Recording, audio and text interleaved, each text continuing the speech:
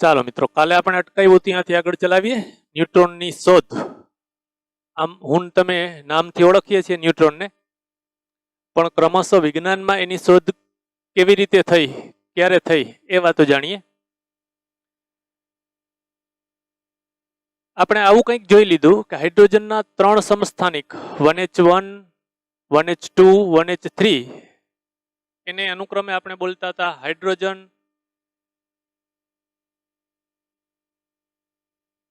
ડ્યુટેરોન અને ટ્રિટિયમ. આ બધા પાસે ત્રણેયનો પરમાણુ ક્રમાંક આપણે જોઈ છીએ અને જોયું પણ એક છે. એનો અર્થ એમ થયો કે આ ત્રણેય સમસ્થાનિક પાસે એક એક પ્રોટોન છે. પણ મિત્રો, જ્યારે એનું આ ત્રણેય સમસ્થાનિકના દળ માપવામાં આવ્યા માસ સ્પેક્ટ્રોગ્રાફની રીતે, કે જે અતિ સૂક્ષ્મ દળ માપી દે છે, ગણી દે છે, તો આ દળ ત્રણેયના દળ જુદા જુદા મળ્યા અને લગભગ આવું મળ્યું કે આના દળ કરતા આનું દળ બમણું મળ્યું, એના કરતા આનું દળ 3 ગણું મળ્યું. ત્યારે આ ખબર નહોતી મિત્રો કે 1H1, 1H2, 1H3. એટલી ખબર હતી કે હાઇડ્રોજનના 3 સમસ્થાનિક છે. ત્રણે ત્રણના ન્યુક્લિયસનો ધનવીજભાર એક સરખો હતો, એટલે ત્રણેયની અંદર પ્રોટોનની સંખ્યા તો ફિક્સ છે, સરખી છે, એક એક.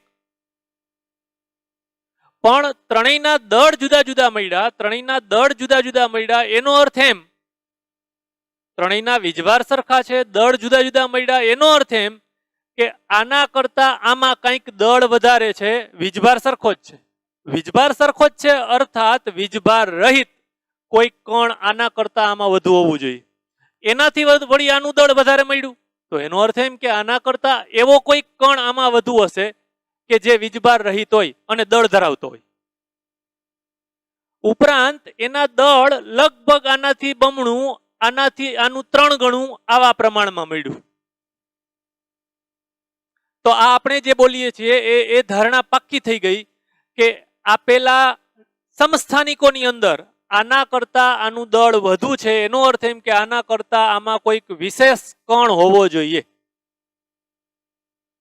કે જેનું દળ લગભગ પ્રોટોનના દળ જેટલું જ હશે. જોજો, લગભગ શબ્દ બોલું છું. પ્રોટોન અને ન્યુટ્રોનનું દળ સંપૂર્ણ સરખું નથી, લગભગ સરખું છે. એટલે સામાન્ય રીતે આવું મળ્યું કે આનાથી આનું બમણું, એનાથી આનું પાછું, આનાથી આનું 3 ગણું આવા પ્રમાણમાં મળ્યું. એનો અર્થ એમ કે એમાં પ્રોટોનના દળ જેટલા જ દળ ધરાવતા વીજભાર રહિત કણ હોવા જોઈએ. મિત્રો, આ કણનું નામ ચેડવિક નામના વૈજ્ઞાનિકે એનું નામ આપ્યું ન્યુટ્રોન. આવી રીતે ન્યુટ્રોનનો જન્મ થયો એમ ન કહેવાય, ન્યુટ્રોનની શોધ થઈ એમ બોલાય. હા, તો આ ન્યુટ્રોનની શોધ થઈ, એ કણને નામ આપ્યું આપણે ન્યુટ્રોન. ગઈકાલે જોયું હતું ને આજે કહેવાના છે કે આ પ્રોટોન અને ન્યુટ્રોન બંને ન્યુક્લિયસની અંદર આવેલા છે. એનું સામાન્ય નામ છે ન્યુક્લિયોન. પ્રોટોનને ન્યુક્લિયોન કહેવાય અને ન્યુટ્રોનને પણ ન્યુક્લિયોન કહેવાય. તો હવે આનાથી આમાં ત્રણેયમાં પ્રોટોન સરખા છે, પણ ન્યુટ્રોનની સંખ્યા જુદી જુદી છે. હવે આપણે ખબર પડી, આપણે જાણતા હતા એ વાત સાથે હવે તાળો મળી જાય છે, એ વાત બંધ બેસતી થાય છે કે આમાં હાઇડ્રોજનમાં એક પ્રોટોન જ, ન્યુટ્રોન છે જ નહીં. આમાં એક પ્રોટોન અને એક ન્યુટ્રોન. તમને હવે ખબર છે પરમાણુ ક્રમાંક, પરમાણુ દળાંક પરથી ખબર છે કે પરમાણુ ક્રમાંક A માઇનસ પરમાણુ ક્રમાંક Z બરાબર ન્યુટ્રોનની સંખ્યા. તો આમાં ન્યુટ્રોન 0, આમાં ન્યુટ્રોન 1, આમાં ન્યુટ્રોન 2. ત્રણે ત્રણમાં એક એક પ્રોટોન તો છે જ સમાન દળ વાળો. ઉપરાંત આમાં 0 ન્યુટ્રોન, આમાં 1 ન્યુટ્રોન, આમાં 2 ન્યુટ્રોન, અને પરિણામે આના દળનો રેશિયો, એનું પ્રમાણ આવું છે, 1:2:3. ઓકે મિત્રો, આ વાત આપણે નોંધી કે પ્રોટોન સિવાયનું આ જે દળ છે, જેને હવે આપણે ન્યુટ્રોન નામ આપી દીધું, એ દળ વીજભાર રહિત છે અને તેથી આ ત્રણેયનો વીજભાર સરખો છે. હવે આ ન્યુટ્રોનની આગળની વાત કરીએ. આપણે આવું કંઈક જાણીએ છીએ મિત્રો,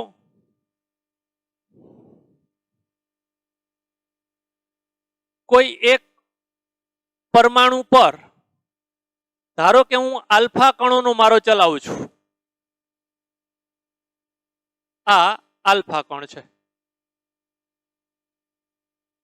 એટલે એક આપણે આલ્ફા કણના પ્રતાડનનો પ્રયોગ જોયો હતો ત્યારે સમજ્યા હતા કે આ આલ્ફા કણ પોતાની ઉર્જા મુજબ આપેલા ન્યુક્લિયસથી અમુક અંતર સુધી જશે, પછી ન્યુક્લિયસના અપાકર્ષણ બળના કારણે પાછું વળશે.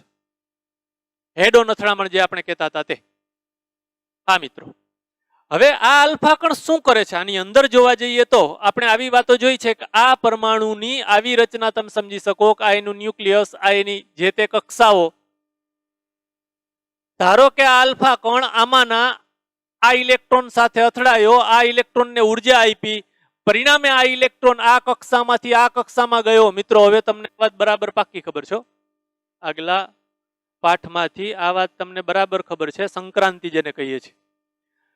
તો આ ઇલેક્ટ્રોન માટે આ તો મામાનું ઘર, અહીંયા કાંઈ નો રોકાવાય એટલે વળી પાછો આવશે. તમને એ ખબર છે કે અહીંથી અહીં વાયા કરીને પછી આવે, એવું બની શકે. ધારો કે આ વધુ ઉર્જાવાળી કક્ષામાંથી ઓછી ઉર્જાવાળી કક્ષામાં આવ્યો તો આ બે ઉર્જાના સ્તરના તફાવત જેટલું વિકિરણ ઉત્સર્જિત થયું. આ વાતને એમ બોલાય કે કોઈ પરમાણુ પર આલ્ફા કણના પ્રતાડન દ્વારા વિકિરણ ઉત્સર્જિત થાય છે. કોઈ કણ પર આલ્ફા કણના, આપણે અત્યારે તમારી બુક મુજબ બેરિલિયમ ન્યુક્લિયસ પર, તમારી ટેક્સ્ટ બુકમાં ભૂલથી અહીં બેરિયમ લખાઈ ગયું છે, બેરિલિયમ ન્યુક્લિયસ પર આલ્ફા કણોનો મારો ચલાવવામાં આવે તો તટસ્થ વિકિરણ ઉત્સર્જિત થાય છે. આ વિકિરણ વીજભારની દ્રષ્ટિએ તટસ્થ છે. અત્યાર સુધી આપણે એમ ઓળખતા હતા કે આ વિકિરણ એટલે ફોટોન, આ વિકિરણ એટલે ફોટોન, તટસ્થ વિકિરણ, ફોટોન વીજભાર રહિત છે. હવે આપણે ન્યુટ્રોનની વાત કરવી છે મિત્રો. હવે આપણે ન્યુટ્રોનની વાત તરફ જવું છે. આ તટસ્થ વિકિરણ, હવે આ તટસ્થ વિકિરણનો બીજા કોઈક પરમાણુ જેવા કે હિલિયમ, કાર્બન, નાઇટ્રોજન, એના એવા હલકા ન્યુક્લિયસમાંથી પ્રોટોનને દૂર કરી શકે છે. સમજો મિત્રો, પહેલી વાત આ પરમાણુ છે, એના ઉપર આપણે આલ્ફા કણનો મારો ચલાવ્યો એટલે કોઈક વિકિરણ ઉત્સર્જિત થયું. આ તટસ્થ વિકિરણ જો આપણે હલકા, પછી એ કાર્બન સુધીના તમે લ્યો, હિલિયમ, કાર્બન, નાઇટ્રોજન, આવા હલકા ન્યુક્લિયસ ઉપર મારો ચલાવવામાં આવે તો આપેલા ન્યુક્લિયસમાંથી પ્રોટોનનું, જોજો અહીં જરા, આ આલ્ફા કણે ન્યુક્લિયસમાંથી કઈ પ્રોટોનનું ઉત્સર્જન નથી કર્યું, ન્યુક્લિયસ સુધી પહોંચ્યો જ નથી, પણ આ આલ્ફા કણે ઇલેક્ટ્રોનની સંક્રાંતિ દ્વારા વિકિરણ ઉત્સર્જિત કર્યું. આ વિકિરણ કંઈક ઉર્જા ધરાવતું હશે. આ વિકિરણ એટલી ઉર્જા ધરાવી શકે છે, ધરાવે છે કે હવે જો આ વિકિરણને કોઈક પરમાણુના ન્યુક્લિયસ પર આપાત કરવામાં આવે તો એ ન્યુક્લિયસની અંદરથી પ્રોટોનને કાઢી નાખે છે. આલ્ફા કણ આવું નહોતું કરી શકતો. આલ્ફા કણ આવું કરી શકતો નહોતો. કેવું? આલ્ફા કણ ન્યુક્લિયસની અંદર નહોતો જતો મિત્રો. હેડોન અથડામણ કહેતા હતા, એમાં પણ આલ્ફા કણ ન્યુક્લિયસ સાથે, ન્યુક્લિયસ નજીક જતા જતા જતા જતા જતા, જેને આપણે ડિસ્ટન્સ ઓફ ક્લોઝેટ એપ્રોચ, આ લઘુત્તમ અંતર સુધી પહોંચી અને પછી 180 અંશનું વિચલન અનુભવતો હતો. એટલે આલ્ફા કણ ન્યુક્લિયસમાંથી પ્રોટોનનું ઉત્સર્જન કરી શકતો નહોતો. આલ્ફા કણ નહોતો કરી શકતો તો એ કામ આ વિકિરણે કર્યું. 3 સ્ટેપની વાત છે મિત્રો. પહેલું સ્ટેપ આપણે જોયું કે બેરિલિયમ જેવા પરમાણુ, આ એટલે જ આ બેરિલિયમ જેવા પરમાણુ પર અહીં બોલીએ છીએ એવું, બેરિલિયમને ન્યુક્લિયસ પર આલ્ફા કણોનો મારો ચલાવ્યો તો એમાંથી આ વિકિરણ ઉત્સર્જિત થયું. આ વિકિરણ હવે જો હિલિયમ, કાર્બન, નાઇટ્રોજન જેવા ન્યુક્લિયસ પર આપાત કરવામાં આવે તો એ પ્રોટોનને દૂર કરી શકે છે. આ પ્રોટોનને દૂર કરવાનું કામ આલ્ફા કણ કરી શકતો નહોતો. હજી આપણે ખબર નથી, પણ આમાં વાત આવે છે આલ્ફા કણ ધન વીજભારિત કણ છે. એક વખત આવ્યું હતું અને આજ પાઠમાં સવિસ્તર ભણવાના છે. આલ્ફા એટલે હિલિયમ ન્યુક્લિયસ. એક આલ્ફા કણ એટલે એક હિલિયમ ન્યુક્લિયસ એટલે ધન વીજભારિત થયો. 2He4 ન્યુક્લિયસ એટલે 2 પ્રોટોન જેટલો વીજભાર આલ્ફા કણ ધરાવે છે. તો આલ્ફા કણ ધન વીજભારિત છે, એની સામે ન્યુક્લિયસ પણ ધન વીજભારિત છે. એટલે આ ન્યુક્લિયસમાંથી આ આલ્ફા કણને તમે અમુક ઉર્જા સાથે મોકલો છો તો આની અંદરથી આલ્ફા કણ આની અંદરથી પ્રોટોનનું ઉત્સર્જન કરી શકતો નથી, પ્રોટોન કાઢી શકતો નથી. પણ આવા તટસ્થ વિકિરણે, તટસ્થ શબ્દ ભારદીન એટલે બોલું છું કે આલ્ફા ધન વીજભારિત, એની સામે આ વિકિરણ તટસ્થ વિકિરણ છે. એ તટસ્થ વિકિરણ આ ન્યુક્લિયસમાંથી હિલિયમ, કાર્બન, નાઇટ્રોજન જેવા હલકા ન્યુક્લિયસમાંથી પ્રોટોનને દૂર કરી શકે છે. આનો અર્થ એમ થયો મિત્રો કે આ તટસ્થ છે અને આલ્ફા કણ ધનવીજ ભારિત હતો. હવે આવો નાવો પ્રયોગ જો આપણે આ તટસ્થ વિકિરણ છે એ ફોટોનનું બનેલું છે, ફોટોન તટસ્થ છે. હવે મિત્રો આપણે આવી નવી વાત બેરિલિયમ ન્યુક્લિયસ પર આલ્ફા કણોનો મારાથી મળતી ઉર્જા કરતા ઘણી વધારે ઉર્જા છે. ઉર્જા સરખાવીએ છીએ મિત્રો આપણે. પહેલા આલ્ફા કણોનો મારો ચલાવ્યો ત્યારે જે ઉર્જા ઉત્પન્ન થઈ તે, અને હવે આલ્ફા કણોના બદલે આવું તટસ્થ વિકિરણ કે જે ફોટોનનું બનેલું છે એવું વિકિરણ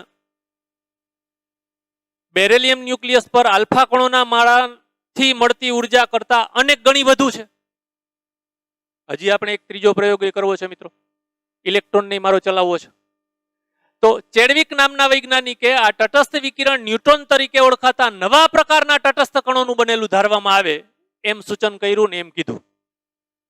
જુઓ મિત્રો, ફોટોનમાંથી ન્યુટ્રોન તરફ ગયા આપણે. પહેલા તબક્કે વિજ્ઞાન તટસ્થ વિકિરણ તરીકે ફોટોનને જ ઓળખતા હતા અને ફોટોન જ કહેતા હતા. હવે એમ કીધું કે આ આલ્ફા કણ દ્વારા જે ઉર્જા ઉત્પન્ન થાય એના કરતા આ વિકિરણ દ્વારા અનેક ગણી ઉર્જા ઉત્પન્ન થઈ. તો આ વિકિરણ તટસ્થ વિકિરણ છે એટલું પાકું લીધું આપણે, પણ એ ફોટોનનું બનેલું હોવાના બદલે એનો ઓપ્શન આપ્યો કે તટસ્થ કણ એવા ન્યુટ્રોનથી બનેલું છે. આ ન્યુટ્રોનને રજૂ કરતું વિકિરણ હોઈ શકે કે જેની ઉર્જા આલ્ફાથી મળતી ઉર્જા કરતા ઘણી વધારે છે. ચેડવિકે આવું કીધું. આ નવા કણનું નામ આપ્યું ન્યુટ્રોન. આ ન્યુટ્રોન હવે કોઈક ન્યુક્લિયસ પર આપાત કરીએ ત્યારે એ એટલી ઉર્જા ધરાવે છે અને તટસ્થ છે. અગત્યની વાત આ છે કે તટસ્થ છે, એ ન્યુક્લિયસમાંથી પ્રોટોનનું ઉત્સર્જન કરી શકે છે, ન્યુક્લિયસમાંથી પ્રોટોનને બહાર ખેંચી કાઢે છે. ઉર્જા સંરક્ષણ અને વેગમાન સંરક્ષણના નિયમથી નવા કણ, એનું નામ આપણે આપ્યું છે ન્યુટ્રોન. એ ન્યુટ્રોનનું દળ પ્રોટોનના દળમાં લગભગ જેટલું જ દળ હોવાનું જણાયું. આપણે સૈદ્ધાંતિક રીતે એની ગણતરી કરી ઉર્જા સંરક્ષણના નિયમનો અને વેગમાનના સંરક્ષણના નિયમથી સમીકરણો મેળવ્યા, એને ઉકેલા. તો આ કણ, નવું કણ જેનું નામ ન્યુટ્રોન આપ્યું છે, ન્યુટ્રોનનું દળ લગભગ પ્રોટોનના દળ જેટલું, લગભગ પ્રોટોનના દળ જેટલું. હમણાં આપણે બંનેને સેજ અલગ છે એ જોઈશું. ન્યુટ્રોનનું દળ 1.649 × 10⁻⁻27 કિલોગ્રામ. વ્યવહારમાં આપણે એને લેશું તો 1.67 × 10⁻⁻27 કિલોગ્રામ એટલું લઈએ છીએ. ચોકસાઈ સાથે આ ન્યુટ્રોનનું દળ આટલું છે. આ ન્યુટ્રોન જ્યાં સુધી ન્યુક્લિયસની અંદર છે ત્યાં સુધી સ્થાયી છે. એકલો ન્યુટ્રોન સ્થાયી અવસ્થામાં મળતો નથી. એટલે કે આપેલા ન્યુક્લિયસમાંથી ન્યુટ્રોનને બહાર કાઢો તો એ અસ્થાયી બની જાય છે. ન્યુટ્રોન ન્યુક્લિયસની અંદર સ્થાયી છે, પણ મુક્ત ન્યુટ્રોન અસ્થાયી છે. આ વાત આપણે જોઈ લીધી કે પ્રોટોન અને ન્યુટ્રોનનું સામાન્ય નામ છે ન્યુક્લિયોન. ન્યુક્લિયસની અંદર આવેલા કણને ન્યુક્લિયોન કહેવાય. આ રીતે ચેડવિક નામના વૈજ્ઞાનિકે ન્યુટ્રોનની શોધ કરી કે જે તટસ્થ હોવાથી આપણે એમ કહેશું એ સારો પ્રક્ષિપ્ત કણ છે. આપણે આલ્ફા કણોનો મારો ચલાવીએ તો આલ્ફા કણ સામે ન્યુક્લિયસ સાથે આંતરક્રિયા કરી શકે છે વીજભારના કારણે. જ્યારે ન્યુટ્રોન છે એ વીજભાર રહિત છે. આપણે આગળ જતા એ વાતે જોશું કે આ ન્યુટ્રોનને પરમાણુ પર મારો ચલાવીએ એમ નહીં, ન્યુટ્રોનને ન્યુક્લિયસની અંદર ઘુસાડી દેશું. આલ્ફા કણ ન્યુક્લિયસની અંદર ન ઘૂસે. જ્યારે આ ન્યુટ્રોન વીજભાર રહિત હોવાથી છેક ન્યુક્લિયસની અંદર પણ ઘૂસી જશે. આપેલા પરમાણુના ન્યુક્લિયસને અસ્થાયી બનાવશું. આ વાતો આપણે આ પાઠમાં આગળ ભણશું. અત્યારે આ ન્યુટ્રોનને આપણે ઓળખી લીધો. એનું દળ યાદ રાખીએ 1.6749 × 10⁻⁻27 કિલોગ્રામ. કિલોગ્રામમાં લખીએ છીએ આપણે એને એએમયુમાં નોંધશું. મને તમને ખબર છે ગઈકાલે આવી ગયું હતું. હવે વાત કરવી છે કે ન્યુક્લિયસનું પરિમાણ અંદાજવાનો પ્રયત્ન કેવી રીતે થયો અને ન્યુક્લિયસનું પરિમાણ અત્યારે આપણું વિજ્ઞાન કેટલું માને છે, કેટલું ધારે છે. એમાં ન્યુક્લિયસની ત્રિજ્યાની વાત કરશું અને એમાં જ ન્યુક્લિયસની ઘનતાની વાત આવી જશે.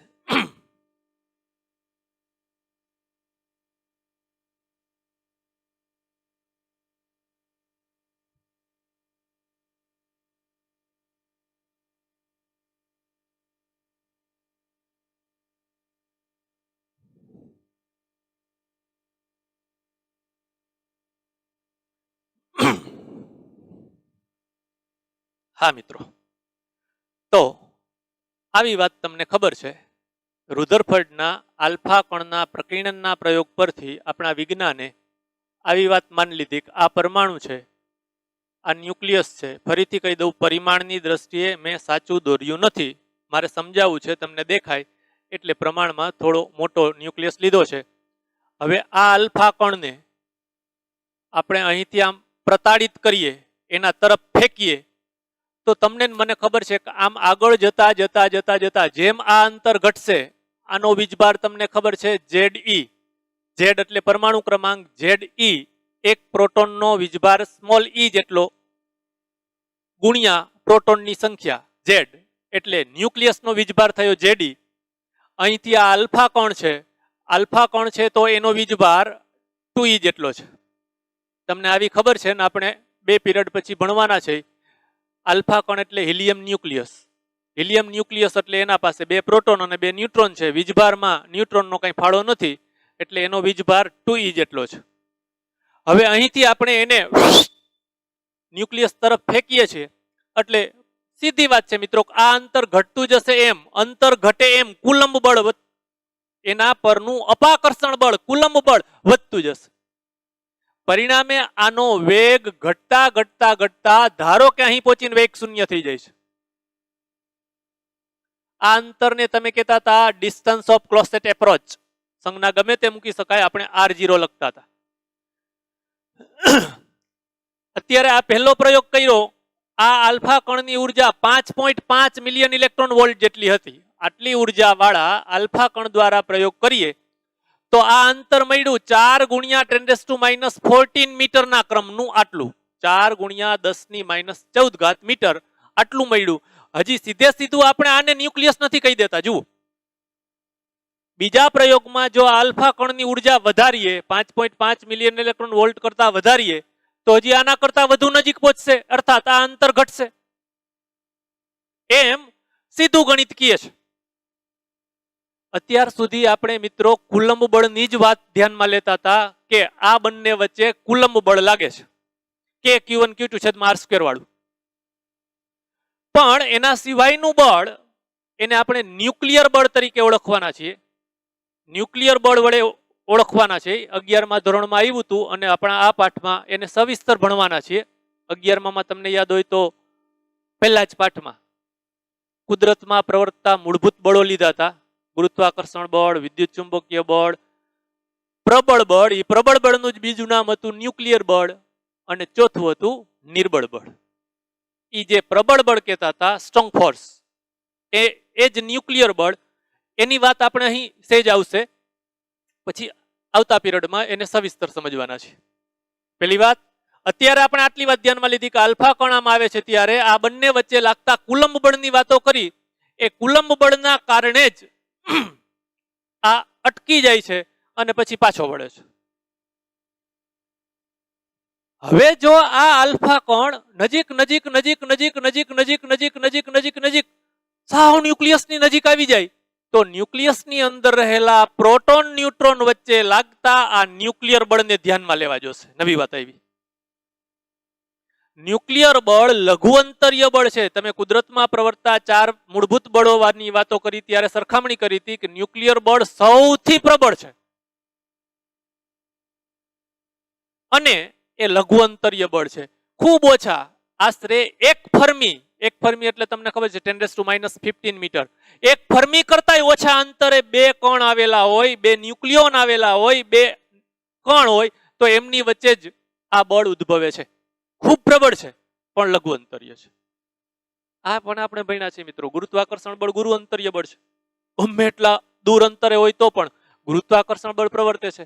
જ્યારે આ પ્રબળ બળ, ન્યુક્લિયર બળ, ચિંતા ન કરો, આપણે આવતા પીરિયડમાં એને સવિસ્તર સમજવા શીખવાનું છે. અત્યાર સુધી આપણે કુલંબીય અપાકર્ષણ બળની જ વાત કરી, તો એની મદદથી આપણે એવું આ તારણ કીધું કે 5.5 મિલિયન ઇલેક્ટ્રોન વોલ્ટથી વધુ ઉર્જા વાળા આલ્ફા કણો મારો ચલાવતા આ અંતર 4 × 10⁻14 મીટર થી અંતર ઘટશે. આ અંતર મેં એમ કીધું કે આટલું છે 4 × 10⁻14, તો જો આની ઉર્જા વધારીએ તો વધુ નજીક જઈ શકશે.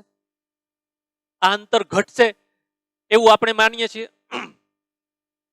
અને હવે નવી વાત આવી, લઘુ અંતરીય એવા ન્યુક્લિયર બળોની અસર થવા લાગશે જે રુધરફર્ડની ગણતરીથી અલગ પડશે. રુધરફર્ડે જે ગણતરી કરી એમાં માત્ર કુલંબ બળને જ ધ્યાનમાં લીધું હતું, એને ન્યુક્લિયર બળની વાત ધ્યાનમાં લીધી નહોતી.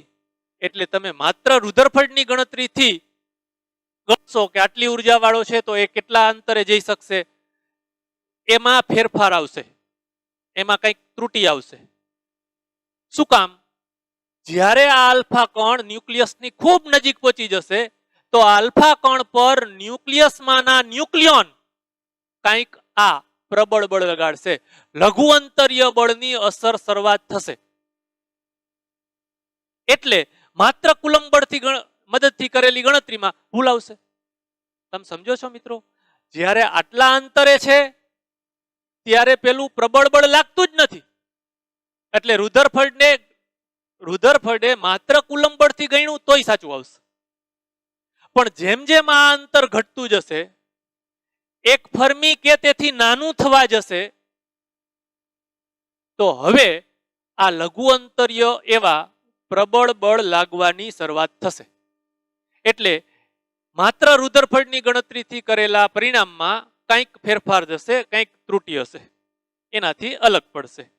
આલ્ફા કણોના બદલે ઝડપી ઇલેક્ટ્રોનને પ્રક્ષિપ્ત કણ તરીકે લઈ વિવિધ તત્વોના બનેલા લક્ષ્ય એટલે એના જેના પર અથડાવીએ છીએ તે, આપણે આલ્ફા કણના પ્રકીર્ણનમાં સોનાના પરમાણુને લક્ષ્ય તરીકે લીધો હતો. એ લક્ષ્ય માટેના પ્રયોગોથી વિવિધ તત્વોના ન્યુક્લિયસમાં પરિમાણ ચોકસાઈપૂર્વક માપી શકાય છે. મિત્રો જુઓ, આ વાત આપણે કરી, પહેલા વાત કરી આલ્ફા કણો. હવે આ પ્રક્ષિપ્ત કણ તરીકે આલ્ફા કણના બદલે ઇલેક્ટ્રોન લીધો કે જે પોતે પહેલા તો ઋણ વીજભારિત છે, આલ્ફા ધન વીજભારિત હતો. એક બીજા નંબરમાં આલ્ફાના દળ કરતા ઘણું ઓછું દળ એવો આ ઇલેક્ટ્રોન છે. તો આ ઇલેક્ટ્રોનને જુદા જુદા પરમાણુઓના ન્યુક્લિયસ પર અથડાવ્યો અને એના દ્વારા મળતા પરિણામો નોંધ્યા. એના પરથી ન્યુક્લિયસનું પરિમાણ, હજી એમ તો ન જ બોલાય કે ન્યુક્લિયસનું સાચું પરિમાણ, પણ ન્યુક્લિયસનું પરિમાણ વધુ ચોકસાઈથી માપી શક્યા એમય ન બોલીએ, અંદાજ કરી શક્યા. ન્યુક્લિયસની ત્રિજ્યા માટે આવું એક સૂત્ર આપ્યું, R બરાબર R0 મિત્રો જુદા જુદા પરમાણુના ન્યુક્લિયસની ત્રિજ્યા જુદી જુદી છે. પ્રયોગો એમ દર્શાવે છે કે ન્યુક્લિયસની અંદર રહેલા ન્યુટ્રોન આખા ન્યુક્લિયસમાં એક સરખી રીતે પ્રોટોન અને ન્યુટ્રોન વહેંચાયેલા નથી. સમજીએ મિત્રો, એક નવી વાત છે, જોજો. વિજ્ઞાને એમ કીધું કે આ ન્યુક્લિયસનું કેન્દ્ર, એની આજુબાજુ અહીં પ્રોટોન ન્યુટ્રોન લગભગ એક સરખી રીતે વહેંચાયેલા છે થોડા અંતર સુધી. પછી ક્રમશઃ ઘટતા જાય છે, હજી ઘટતા જાય છે, અને એક અંતર એવું આવે છે કે ત્યાં હવે પ્રોટોન ન્યુટ્રોન છે જ નહીં. તો આમાં ન્યુક્લિયસ કોને કેવું? આમાં ન્યુક્લિયસ ક્યાં સુધી કેવું? કેન્દ્ર આ પાકું છે, હાલો. આને ન્યુક્લિયસ આટલી ત્રિજ્યા કેવી, આટલી કેવી, આટલી કેવી, આટલી કેવી, આટલી કેવી, આટલી કેવી, આટલી કેવી. એટલે આ ન્યુક્લિયસનું પરિમાણ અંદાજવા માટે ન્યુક્લિયસની ત્રિજ્યા માટેનું એક આનુભાવિક સૂત્ર આવું આપ્યું, R બરાબર R0 આ R0 અચળાંક છે, એનું સામાન્ય મૂલ્ય 1.2 × 10⁻15 મીટર, -15 એટલે તમને ખબર છે એક ફેમ્ટોમીટર અથવા તો એક ફર્મીમીટર, એટલે આને કહી શકો 1.2 ફર્મી.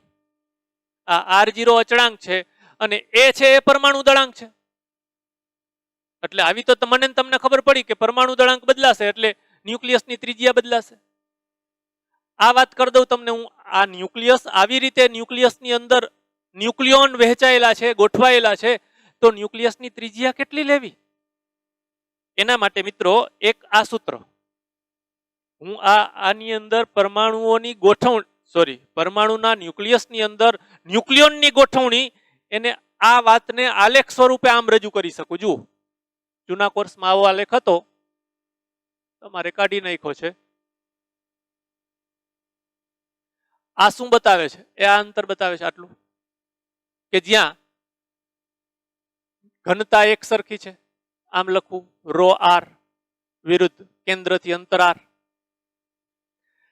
જેમ આ અંતર વધતું જાય એમ ક્રમશઃ ઘનતા ઘટતી જાય છે. તો આને R0, આ અંતર મેં ડોટેડ લાઈન કરી એટલા અંતરને ન્યુક્લિયસની ત્રિજ્યા કહેવાય. કેવી રીતે ગણ્યું મેં? એક આ સૂત્ર છે, બીજું આ રીતે પણ તમારી જાણ માટે.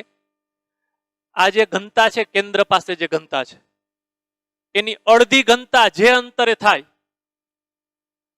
આના કરતા આ અડધું છે, આનાથી આ અડધું છે, તો આ અંતરે ઘનતા અડધી થઈ ગઈ.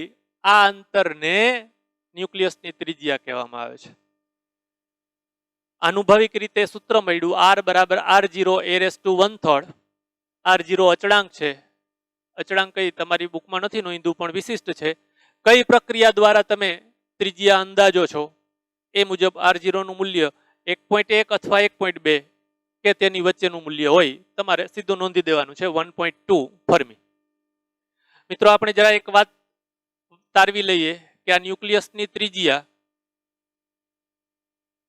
એની મદદથી આપણે એનું કદ ગણીએ અને જોઈએ કે એનું કદ ત્રિજ્યા પર આધારિત નથી. સહેલી વાત છે. જુઓ મિત્રો, કદનું સૂત્ર આપણે ગોળા સ્વરૂપે ન્યુક્લિયસને લઈએ છીએ એટલે 4/3 પાય r ક્યુબ સૂત્ર છે ગોળાનું કદ. આ r ની જગ્યાએ આ સૂત્ર મૂકી દઉં તો R0 ક્યુબ a⁻1/3 નો ઘન એટલે a. તો આમાં ન્યુક્લિયસની ત્રિજ્યા નથી આવતી. જુઓ, આમાં ત્રિજ્યા r નથી આવતી. અચળાંક છે, અચળાંક છે, અચળાંક છે. અને જે તે પરમાણુ માટે ન્યુક્લિયસ, જે તે પરમાણુના ન્યુક્લિયસ માટે પરમાણુ દળાંક કંઈક અચળ છે એટલે ત્રિજ્યા પર આધારિત નથી. એનું કદ, ન્યુક્લિયસનું કદ ત્રિજ્યાથી સ્વતંત્ર છે. એનું કદ ત્રિજ્યા પર આધારિત નથી. કોના પર આધારિત છે? આ તો અચળાંક થયું. જુઓ, 4/3 પાય r ક્યુબ આટલું તો અચળ છે, તો પરમાણુ દળાંક પર આધારિત છે એમ કહેવાય. જોજો, ન્યુક્લિયસની ઘનતાની વાત કરીએ. આલેખમાં જોયું, ઉપરાંત એનું મૂલ્ય પણ મેળવી લઈએ. કોઈની ઘનતા બરાબર દળ છેદમાં કદ. અત્યારે ન્યુક્લિયસની ઘનતા જાણવી છે તો ન્યુક્લિયસનું દળ છેદમાં ન્યુક્લિયસનું કદ. ન્યુક્લિયસની ઘનતા બરાબર ન્યુક્લિયસનું દળ છેદમાં ન્યુક્લિયસનું કદ. ન્યુક્લિયસનું દળ એટલે શું? એની અંદર રહેલા બધા પ્રોટોન અને બધા ન્યુટ્રોનનું દળ. બધા પ્રોટોન વત્તા બધા ન્યુટ્રોન એટલે પરમાણુ દળાંક કેપિટલ A. ધારો કે એક ન્યુક્લિયોનનું દળ, જુઓ હું બોલ્યો ન્યુક્લિયોનનું દળ, પ્રોટોનનું દળ અને ન્યુટ્રોનનું દળ લગભગ સરખા છે. ધારો કે સ્મોલ m જેટલા. કેપિટલ A ન્યુક્લિયોનની સંખ્યા. તમને સમજાણું મિત્રો? મેં અંશમાં લખ્યું છે ન્યુક્લિયસનું દળ small m into capital A જેટલું, જ્યાં સ્મોલ m એટલે એક પ્રોટોન અથવા એક ન્યુટ્રોનનું દળ અને A એટલે પ્રોટોનની સંખ્યા વત્તા ન્યુટ્રોનની સંખ્યા, એટલે કે ન્યુક્લિયોનની સંખ્યા. અને છેદમાં કદને લખ્યું છે 4/3 પાય r ક્યુબ. r નું આ સૂત્ર સીધું લખી દીધું છે એટલે 4/3 પાય r ક્યુબ, આનો ઘન R0 ક્યુબ ઇન્ટુ A. બધું અચળ છે. જુઓ, આ A હટાઈ ગયા. એક પ્રોટોનનું દળ અચળ છે, 4/3 અચળ, પાય અચળ, R0 અચળ. તો આમ ન્યુક્લિયસની ઘનતા અચળ આવી. જુદા જુદા ન્યુક્લિયસો માટે ન્યુક્લિયસની ઘનતા એક સરખી છે. જુઓ, એ તો હટાઈ જ ગયો છે. અહીં આપણે એમ કીધું કે કદ છે એ પરમાણુ દળાંક પર આધારિત છે, જ્યારે આ ઘનતા છે એ પરમાણુ દળાંક પર આધારિત નથી, અચળ જ થઈ ગયું. એનું મૂલ્ય પણ મેળવી દઈએ. મૂકીએ આ એટલે એક પ્રોટોનનું દળ 1.67, હમણાં આપણે અગાઉ મેળવ્યું, મને પાક્કું યાદ નથી તો જોઈ લઉં. 1.6749 ઇન્ટુ 10⁻27 કિલોગ્રામ લખ્યું છે અહીં આટલું. એટલે અહીં આપણે એ મૂકી દઈએ 4/3 પાય R0 બરાબર 1.2 ફર્મી મૂકી દઉં તો આ સાદું રૂપ આટલું મળશે. ખાલી જાણ માટે ચેક કરજો. 2.3 ઇન્ટુ 10⁻17 કિલોગ્રામ પ્રતિ મીટર ક્યુબ. મગજ જો હલતું હોય ને વિચારતા હોય તો થોડું નવીન લાગવું જોઈએ મિત્રો. 1 મીટર ક્યુબમાં આટલું દળ છે. 2.3 ઇન્ટુ 10⁻17 કિલોગ્રામ. સરખામણી કરો એટલે પાકી ખબર પડશે. 1 મીટર ક્યુબનો ટાંકો હોય, આપણા ઘરે પાણીનો ટાંકો હોય, 1 મીટર લંબાઈ, 1 મીટર પહોળાઈ, 1 મીટર ઊંચાઈ, એ ટાંકાની અંદર તમને ખબર છે 1 મીટર ક્યુબની અંદર 1000 લીટર પાણી સમાય. 1 મીટર ક્યુબ બરાબર 1000 લીટર. હવે હું એમ કહું છું કે એ ટાંકો પાણીનો ભર્યો હોય, પાણીની ઘનતા આપણે 1 કહીએ તો ઘનતા બરાબર દળ છેદમાં કદ, ઘનતા 1 તો દળ ઈજ કદ. 1000 લીટર એટલે તમે તદ્દન નજીકથી કહી શકો કે 1000 કિલો. જુઓ જરા અહીં જુઓ, આપણા ઘરે ટાંકો છે 1 મીટર બાય 1 મીટર બાય 1 મીટરનો ટાંકો છે. એની અંદર જો ન્યુક્લિયસ ભરી દઈએ, ન્યુક્લિયસ થી આખો ખીચોખીચ ભરી દઈએ ટાંકો, તો એ ટાંકાની અંદર ભરેલા ન્યુક્લિયસો એનું દળ કેટલું થાય? આશરે 10⁻17 કિલોગ્રામ. એટલા પાણીનું દળ 10⁻3 કિલોગ્રામ થતું હતું, એટલા જ પાણીનું દળ, એટલા જ ન્યુક્લિયસનું દળ 10⁻17 થાય. તમને આ તો ખબર જ છે મિત્રો કે એ ટાંકાની અંદર રૂ ભર્યું હોત તો એનું દળ ઓછું થાત, એની અંદર પાણી ભર્યું હોત તો એ પ્રમાણે થાત, એની અંદર એટલું જ કદ એટલું જ, પણ પાણીના બદલે તેલ ભર્યું હોત તોય દળ વધી જાત, એના બદલે પારો ભર્યો હોત તોય દળ વધી જાત. આપણે તો ન્યુક્લિયસ ભરી દીધા. આખો ટાંકામાં ન્યુક્લિયસ ન્યુક્લિયસ ન્યુક્લિયસ ન્યુક્લિયસ થી ભરી દીધું તો એની ઘનતા થઈ ગઈ 10⁻17 આવા ક્રમની. તમને ખબર પડી કે પાણી માટે 10⁻3, આ 10⁻17, એટલે હું એમ કહી શકું કે આ ન્યુક્લિયસની ઘનતા પાણીની ઘનતા કરતા 10⁻14 ગણી છે. ફરીથી પાણીની ઘનતા તમને ખબર છે,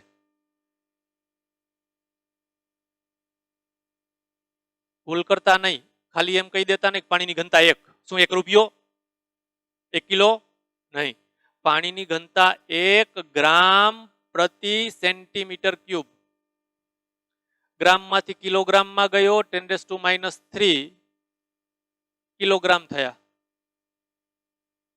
છેદમાં સેન્ટીમીટરમાંથી મીટરમાં ગયો 10⁻², પણ 3 ઘાત છે એટલે -6 મીટર ક્યુબ. તો પાણીની ઘનતા થઈ, આનું સાદુરૂપ આપો એટલે 10⁻3 અહીં લખ્યું છે આટલી. પાણીની ઘનતા આટલી, ન્યુક્લિયસની ઘનતા આટલી, તો એમ કહી શકું કે ન્યુક્લિયસની ઘનતા પાણીની ઘનતા કરતા આશરે લગભગ આનો ગુણોત્તર લઈ લ્યો 10⁻14 ગણી છે.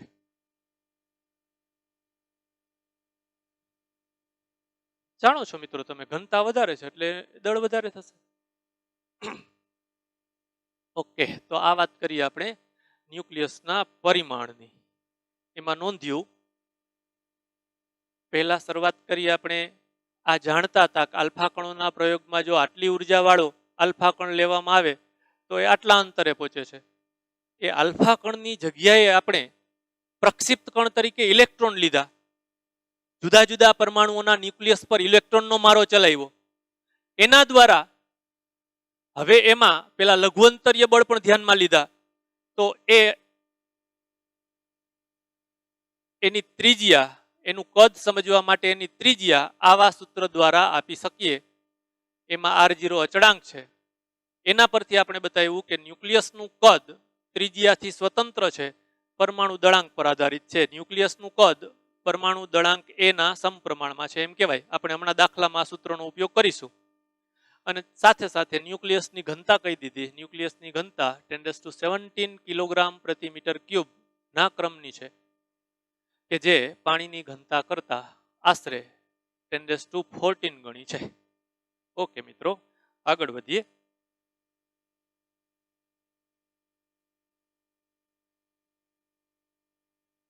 આપણે આના દાખલા ગણવા છે, પણ એક થિયરીનો ટોપિક લઈ લઈ, પછી 5 દાખલા લેવા છે મારે, 3 ઉદાહરણ અને 2 સ્વાધ્યાયના.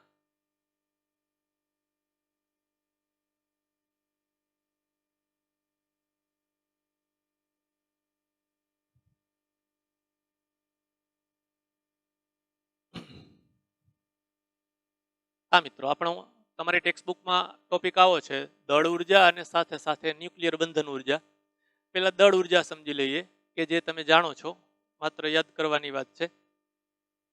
જૂના જમાનામાં કોઈ પ્રક્રિયામાં દળનું સંરક્ષણ અલગ રીતે લેતા, ઉર્જાનું સંરક્ષણ અલગ રીતે લેતા, અમુક પ્રક્રિયામાં આ સંરક્ષણના નિયમ પડાય, અમુકમાં ન પડાય, એવું થતું. પછી આઇન્સ્ટાઈનભાઈએ એમ કીધું કે દળ અને ઉર્જા અલગ અલગ સ્વરૂપ છે. માત્ર ઉર્જા, અત્યારે આપણે એમ બોલીએ કે દળ ઉર્જા એ દળનું અન્ય સ્વરૂપ છે. એને એમ કીધું કે આપેલા દળને ઉર્જામાં રૂપાંતરિત કરી શકાય છે. એનાથી આગળ એમ કીધું દળ ઉર્જાને દળમાં પણ રૂપાંતર કરી શકાય છે.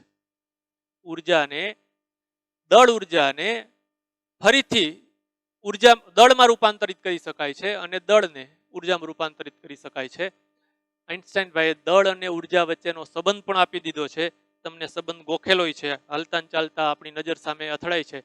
ઉર્જા E=mc², જ્યાં m દળ અને c પ્રકાશનો વેગ છે. દળને ઉર્જાના એક સ્વરૂપ તરીકે જ લઈ શકાય એવું સાપેક્ષ વિશિષ્ટવાદ રજૂ કરતા પહેલા, સાપેક્ષ વિશિષ્ટવાદ રજૂ કર્યો પછી ભાઈ શ્રી આઇન્સ્ટાઈને આ વાત કીધી, એની પહેલા દળ અને ઉર્જાના અલગ અલગ સંરક્ષણ થાય છે એમ માનવામાં આવતું હતું. દળ અને ઉર્જાને કઈ લેવા દેવા નહીં એમ માનતા હતા. પણ સામાન્ય રીતે મિત્રો આપણે એમ થાય કે દળ એક રાશિ છે, ઉર્જા બીજી રાશિ છે, તો એ બેયને ક્યાંથી લેવા દેવા હોય. પણ આઇન્સ્ટાઈને ગોતી કાઢ્યું, પાકું ગણિત આપી દીધું કે m જેટલા દળમાંથી mc² જેટલી ઉર્જા ઉત્પન્ન કરી શકાય.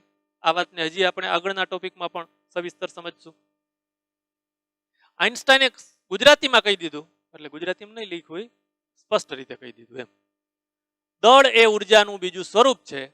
દળનું ઉર્જામાં અને દળ ઉર્જાનું રૂપાંતર અન્ય ઉર્જા, ગતિ ઉર્જા વગેરેમાં થઈ શકે છે. જુઓ મિત્રો, પહેલી વાત કીધું કે દળનું ઉર્જામાં રૂપાંતર થાય, એને આપણે દળ ઉર્જા કીધી. એનાથી આગળ આ જે દળ ઉર્જા છે, એ દળ ઉર્જાનું ગતિ ઉર્જા, સ્થિતિ ઉર્જા, યાંત્રિક ઉર્જા, રાસાયણિક ઉર્જા, ન્યુક્લિયર ઉર્જા, એમાં પણ રૂપાંતર કરી શકાય છે. એનાથી વળી ઊંધું આ દળ ઉર્જાનું પાછું દળમાં પણ રૂપાંતરિત કરી શકાય છે. અન્ય ઉર્જાનું દળ ઉર્જામાં અને પછી દળ ઉર્જાનું દળમાં રૂપાંતર કરી શકાય છે. એને સૂત્ર આપણે કીધું E=mc². આને આપણે દ્રવ્ય વિકિરણ વિભાવના કહીએ છીએ મિત્રો. દ્રવ્ય વિકિરણ વિભાવના. કણ એનું દળ m, એમાંથી વિકિરણ ઉર્જામાં રૂપાંતરિત કરીએ તો mc² જેટલી ઉર્જા ઉત્પન્ન થાય છે. થિયરીમાં આજનો છેલ્લો ટોપિક ન્યુક્લિયર બંધન ઉર્જા. મિત્રો મજાની વાત, સાવ સહેલી પણ ખૂબ અગત્યની વાત. આના પરનો જે આપણે ટોપિક આવતા પીરિયડમાં ભણવો છે એ ખૂબ અગત્યનો છે, ખૂબ અગત્યનો, સમજવામાં બરાબર ધ્યાન આપવું પડે એવી વાત છે. આ તો સરવાળા બાદબાકી છે, સીધું જ સમજાઈ જશે તમને. સામાન્ય રીતે આવું થવું જોઈએ. જુઓ, દેશી ઉદાહરણ આપું. સામાન્ય રીતે આવું થવું જોઈએ કે મારું દળ કરીએ, આપણે જોયું સપોઝ 74.5 કિલોગ્રામ. હવે મારા ખિસ્સામાં મોબાઈલ છે, અહીં આ સ્પીકર ટીંગાડ્યું છે, માથે આ હેડફોન લગાવ્યો છે, ચપ્પલ પહેર્યા છે, આ કાઢી નાખીએ અને પછી મારું દળ કરીએ તો વ્યવહારિક વાત છે કે આ જે વસ્તુઓ કાઢી નાખી એના દળ મારા 74 કિલોગ્રામમાંથી બાદ કરી નાખો એટલું દળ થશે. હા મિત્રો, સામાન્ય રીતે એવું થાય. આ વાત હવે હું પરમાણુના ન્યુક્લિયસ માટે લાગુ પાડું. જુઓ કે આપણા પાસે એક ન્યુક્લિયસ છે, ધારો કે એનું દળ કેપિટલ M છે. મને સાંભળજો બરાબર, પછી આમાં બતાવું. આપણા પાસે એક ન્યુક્લિયસ છે, એનું દળ કેપિટલ M છે. ધારો કે આપણા પાસે જે ન્યુક્લિયસ છે એ તત્વ X છે, એનો પરમાણુ ક્રમાંક Z છે, પરમાણુ દળાંક A છે. તો હવે હું આ X તત્વના પરમાણુના ન્યુક્લિયસનું દળ જોઈખું. ન્યુક્લિયસનું દળ બરાબર જોજો, પરમાણુનું દળ અને ન્યુક્લિયસનું દળ એ અલગ છે, તમને ખબર છે ને, આપણે હમણાં જોશું. તો આ X તત્વના ન્યુક્લિયસનું દળ મેં નક્કી કર્યું, સપોઝ M, કેપિટલ M જેટલું છે. નંબર 1 આપીને રાખી દીધું. હવે આપેલા ન્યુક્લિયસના ગાભા કાઢી નાખ્યા. આપેલા ન્યુક્લિયસની અંદરથી બધા પ્રોટોન અને બધા ન્યુટ્રોનને મુક્ત કરી દીધા, બહાર કાઢી નાખ્યા. તો તમને ખબર પડે કે Z જેટલા પ્રોટોન હશે અને A - Z એને આપણે કેપિટલ N કીધું હતું, ન્યુટ્રોન અંક ગઈકાલે ભણી લીધું છે. તો આ ન્યુટ્રોન અંક જેટલા એની અંદર ન્યુટ્રોન હશે. તો હવે હું એમ કહું કે બધા પ્રોટોનનું દળ વત્તા બધા ન્યુટ્રોનનું દળ, તો ઓલા સમીકરણ 1 જેટલું થઈ જવું જોઈએ ને. હું આવું બોલ્યો, હવે અહીં ધ્યાન આપો. એમ એટલે ન્યુક્લિયસનું દળ. એની અંદરથી બહાર કાઢેલા છૂટા પાડેલા બધા પ્રોટોનનું દળ આટલું થાય ઝેડ એમપી. એમપી એટલે એક પ્રોટોનનું દળ, ઝેડ એટલે પ્રોટોનની સંખ્યા. બધા ન્યુટ્રોનનું દળ, બધા ન્યુટ્રોન એટલે ન્યુટ્રોનની સંખ્યા કેપિટલ એન, અથવા આને તમે અહીંની ભાષામાં એ માઇનસ ઝેડ કહેતા હતા. આ એમએન લખ્યું છે એટલે એક ન્યુટ્રોનનું દળ. તો બધા પ્રોટોનનું દળ વત્તા બધા ન્યુટ્રોનનું દળ બરાબર આખા ન્યુક્લિયસનું દળ થવું જોઈએ, એવું હોવું જોઈએ. પણ પ્રયોગો કંઈક એમ દર્શાવે છે, થોડું આશ્ચર્યની વાત છે પણ હમણાં આપણે સમજી લેશું.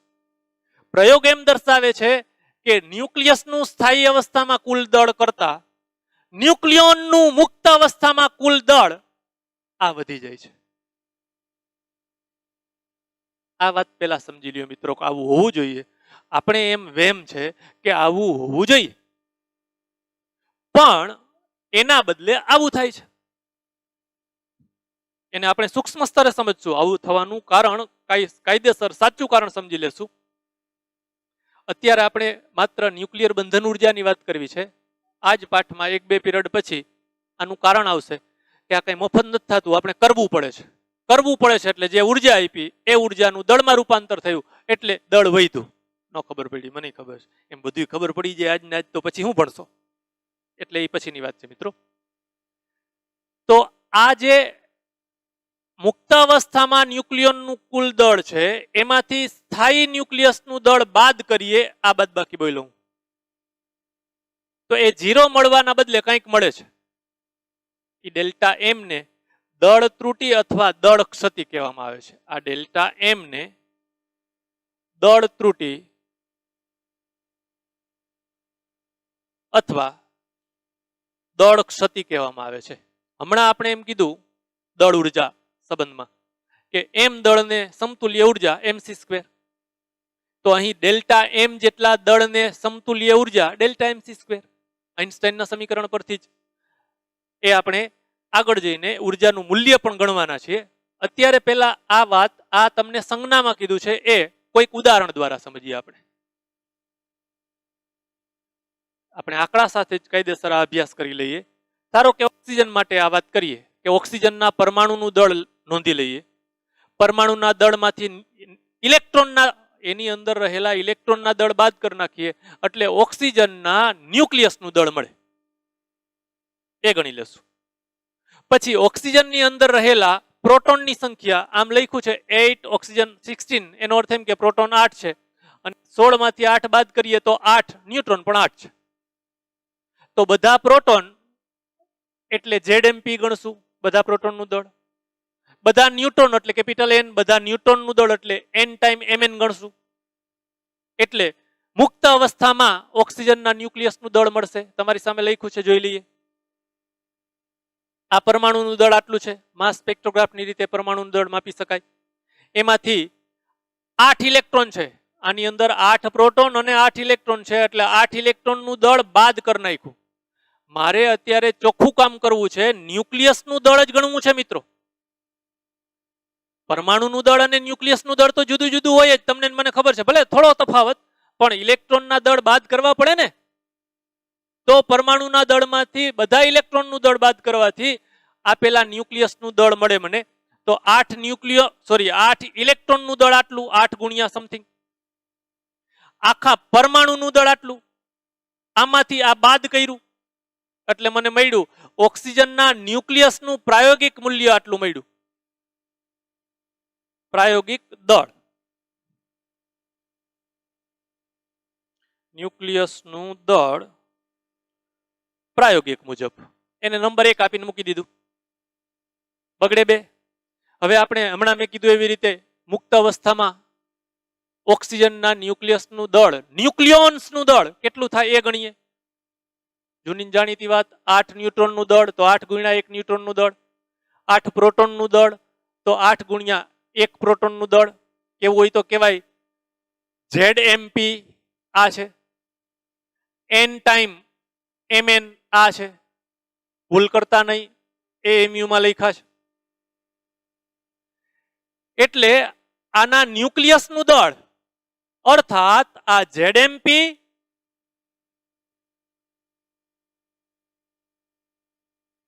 ન્યુટ્રોન છે એટલે n ટાઈમ ન્યુટ્રોન વત્તા z વખત પ્રોટોન, એ બેનો સરવાળો કર્યો તો આટલું મળ્યું. તો એને તમે કહી શકો કે ઓક્સિજનના પરમાણુની અંદર રહેલા બધા ન્યુક્લિયોનનું દળ. આપણે આ વાત મુજબ એમ માનતા હતા કે આ બરાબર આ થવું જોઈએ, પણ નથી. જુઓ, થોડો તફાવત છે, ભલે જીરીક જ તફાવત છે, પણ બે એક જ નથી. આ જીરીક તફાવત છે એને જ દળ ત્રુટિ કહેશું, એને જ દ્રવ્યમાન ક્ષતિ કહેશું. તો એ કેવી રીતે મળશે? આવી રીતે ઝેડએમપી એટલે કે આને મુક્ત અવસ્થામાં બધા ન્યુક્લિયોનનું દળ માંથી સ્થાયી અવસ્થામાં ન્યુક્લિયસનું દળ બાદ કરીએ, અર્થાત આ મુક્ત અવસ્થામાં ન્યુક્લિયોનના દળમાંથી આ સ્થાયી અવસ્થામાં ન્યુક્લિયસનું દળ બાદ કરીએ એટલે ડેલ્ટા એમ મળે, દળ ત્રુટિ મળે.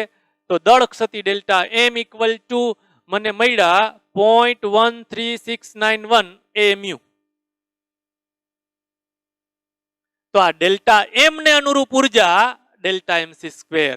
તો આ ન્યુક્લિયસની બંધન ઉર્જા કહેવાય મિત્રો. એને બાઉન્ડિંગ એનર્જી પરથી એને EB વડે દર્શાવશું. તો આ ન્યુક્લિયસની બંધન ઉર્જા કેટલી? હમણાં જ આપણે દળ ઉર્જામાં કીધું કે એમ દળને સમતુલ્ય ઉર્જા MC સ્ક્વેર. તો ડેલ્ટા એમ દળને સમતુલ્ય ઉર્જા કેટલી? Delta MC square. Delta MC square. તો આ ડેલ્ટા એમ વડે આને આ ડેલ્ટા એમ ને C સ્ક્વેર વડે ગુણી દઈએ એટલે જે ન્યુક્લિયસની બંધન ઉર્જા મળશે, બાઉન્ડિંગ એનર્જી, એને આગળ જતા આપણે એમ કહેશું કે એટલી ઉર્જાથી આપેલા ન્યુક્લિયસને તોડી શકાય, આપેલા ન્યુક્લિયસની અંદર રહેલા બધા જ ન્યુક્લિયોનને જુદા પાડી શકાય. ન્યુક્લિયસને તોડી નાખ્યું, ભલે એમાંથી આપેલા ન્યુક્લિયસમાંથી પહેલા ન્યુક્લિયોનને બહાર કાઢીએ ને છેલ્લાને બહાર કાઢીએ, એ માટે ઉર્જા જુદી જુદી હશે. એટલે આપણે એને સરેરાશ કહેશું કે એક ન્યુક્લિયોન દીઠ સરેરાશ ઉર્જા કેટલી જોઈ. જોજો મિત્રો, આપણે કોઈ ન્યુક્લિયસને તોડ્યું કે જે ન્યુક્લિયસની અંદર કેપિટલ A પરમાણુ દળાંક જેટલા ન્યુક્લિયોન હતા, તો એમાંથી સરેરાશ એક જ ન્યુક્લિયોનને બહાર કાઢવો હોય તો કેટલી ઉર્જા આપવી પડે? ભાઈગા એ અહીં લખ્યું છે ન્યુક્લિયોન દીઠ બંધન ઉર્જા. ન્યુક્લિયોન દીઠ બંધન ઉર્જા તો આ આખા ન્યુક્લિયસની બંધન ઉર્જા ભાઈગા ન્યુક્લિયોનની સંખ્યા. સમજાય કે નહીં ભાઈ? આ ન્યુક્લિયોન દીઠ સરેરાશ બંધન ઉર્જા ન્યુક્લિયસની સ્થિરતાનું માપ આપે છે. મિત્રો, આપણે આખા ટોપિકના બે કટકા કરી નાખ્યા છે. આ વિધાનથી આપણે આના પછીનો પિરિયડ શરૂઆત કરશું, જોઈન કરશું. અત્યારે કહી દઉં ત્યારે કહીશ કે જે ન્યુક્લિયસ માટે ન્યુક્લિયોન દીઠ બંધન ઉર્જા વધુ, એવું ન્યુક્લિયસ વધુ સ્થાયી કહેવાય. એમાંથી ન્યુક્લિયોનને બહાર કાઢવા માટે વધુ ઉર્જા આપવી પડશે. એ વાતને અહીં આપણે છેલ્લું વિધાન લખ્યું છે કે ન્યુક્લિયોન દીઠ બંધન ઉર્જા એ આપેલા ન્યુક્લિયસની સ્થિરતાનું માપ આપે છે. સારું મિત્રો, તો આપણે આ ન્યુક્લિયર બંધન ઉર્જાની વાત પૂરી કરી અને હવે મારે પહેલા તમને થોડા દાખલા લઈ લેવા છે અને પછી આ જે અડધો ટોપિક છે એને આગળ ધપાવવો છે. ઓકે મિત્રો, તો આજે આટલું. બરાબર સાથે સાથે તૈયાર કરી રાખજો મિત્રો, કે જેથી મારે આના દાખલા ગણવા છે એમાં આ વાત તમને ઉપયોગી થાય. જૂનો નિયમ છે, આજનું કામ આજ કરો, પરીક્ષામાં મોજ કરો, પછી કરશું એવું ન કરતા, નહીતર પછી ક્યારે આવશે જ નહીં અને દાબો થઈ જશે. પછી એમ આવશે કે હવે પહોંચાતું નથી, હવે ભેગું થતું નથી. એના બદલે દરરોજે દરરોજનું કરતા જાઓ.